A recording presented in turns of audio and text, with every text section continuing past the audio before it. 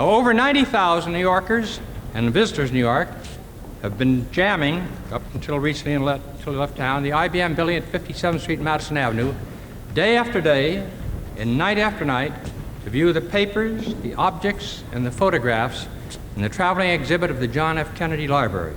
So I invite you now to join us now on this visit we paid there the other night.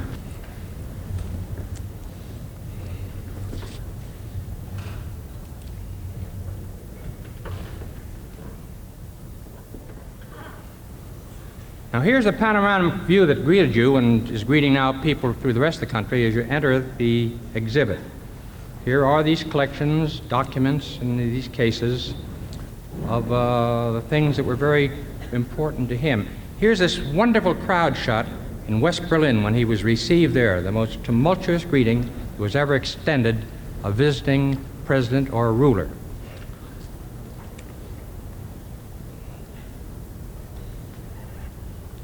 Here are some of the trophies that meant so much to him. Carefully assembled, beautifully cataloged.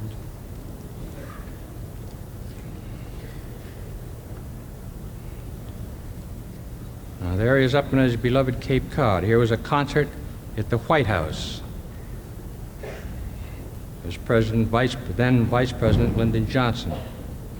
Here, of course, was the inauguration. It was a bitterly cold day. Miss Eleanor Roosevelt sat right behind us, and despite the tremendous cold, all of us were swathed in blankets. She sat there and enjoyed all the way through. Here are some of his signed documents that the country now will have the privilege of seeing. There's a wonderful picture here at his inauguration with ex-presidents Eisenhower and Truman.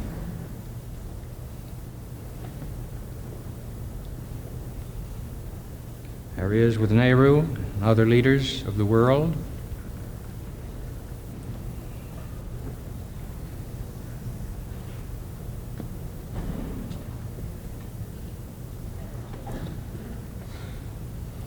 And here is the desk, which he once mentioned as the loneliest place in all the world. He was a doodler. He doodled as he thought. And here on this page of paper you see decisions, decisions, decisions, which is an expression of his feeling. Here's a conference here with dignitaries, and here the little boy. Here's something very, very touching after this picture of him as a youngster. This was a plea for a raise that he sent to his father. And he explained to his father why he needed 2 more dimes a week.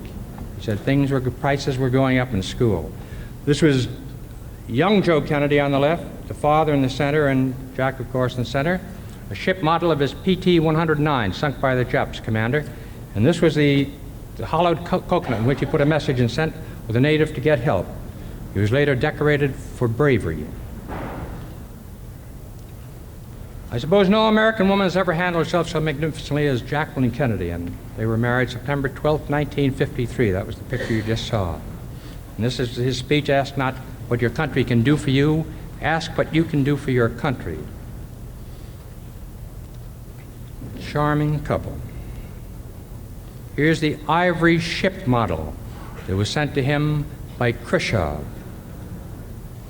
Here again is his desk. And once again, you pan from the desk and you find an intruder. Because all youngsters liked him just as he seemed to like all youngsters. Here he is with a typical group. This is a magnificent shot there, and it looks as though it's just been sculptured up at Cape Cod.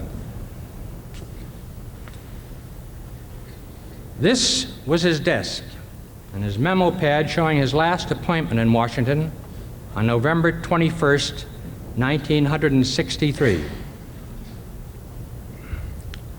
There's the memo pad. And this particular photograph by Mark Shaw was dramatic, and it was one of his very favorites.